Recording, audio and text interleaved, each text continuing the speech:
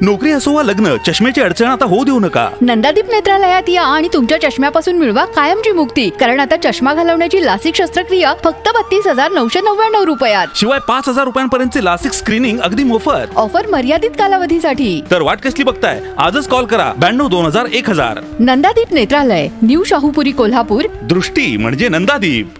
कोल्हापूर महानगरपालिकेच्या प्रदूषण नियंत्रण उपाययोजनांचा सिद्धेश कदम यांनी घेतला आढावा.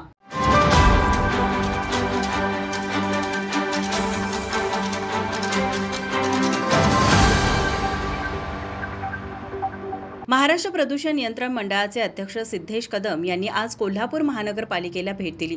यावेळी त्यांनी महानगरपालिकेचे प्रदूषण नियंत्रणासाठी राबवलेल्या विविध उपाययोजनांचा सविस्तर आढावा घेतला. ही बैठक महापालिका आयुक्त कार्यालयातील सभागृहात पार पडली.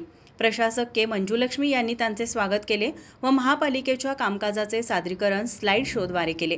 बैठकीत पंचगंगा नदी प्रदूषण, घनकचरा व्यवस्थापन, सिंगल यूज प्लास्टिकवरील कारवाई तसेच वायू प्रदूषण नियंत्रण यासारख्या महत्त्वपूर्ण मुद्द्यांवर चर्चा झाली. पंचगंगा नदीमध्ये मिसळणारे सांडपाणी रोखण्यासाठी केवळ महापालिकेनंच नव्हे तर नदीकाठी असलेल्या गावांनीही सांडपाण्यावर प्रक्रिया करणारे प्रकल्प उभारावेत अशी सूचना कदम यांनी केली.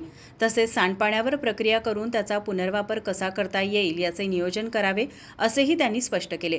घनकचऱ्याचे ओले सुके असे योग्य वर्गीकरण न झाल्यास नागरिकांमध्ये जनजागृती करावी आणि गरज पडल्यास दंडात्मक कारवाई करावी असे निर्देश देण्यात आले. प्रदूषण नियंत्रण ही सर्वांची सामूहिक जबाबदारी आहे, यावरही कदम यांनी भर दिला. या बैठकीस प्रदूषण नियंत्रण मंडळाचे तांत्रिक सल्लागार नंदकुमार गुरव, हवा प्रदूषण नियंत्रणाचे सहसंचालक रवींद्र आंधळे, जनसंपर्क अधिकारी संजय भुसकुटे, प्रादेशिक अधिकारी जयंत हजारे, उपप्रादेशिक अधिकारी प्रमोद माने तसेच महापालिकेचे वरिष्ठ अधिकारी आणि अभियंते उपस्थित होते. माझा महाराष्ट्र न्यूज, कोल्हापूर.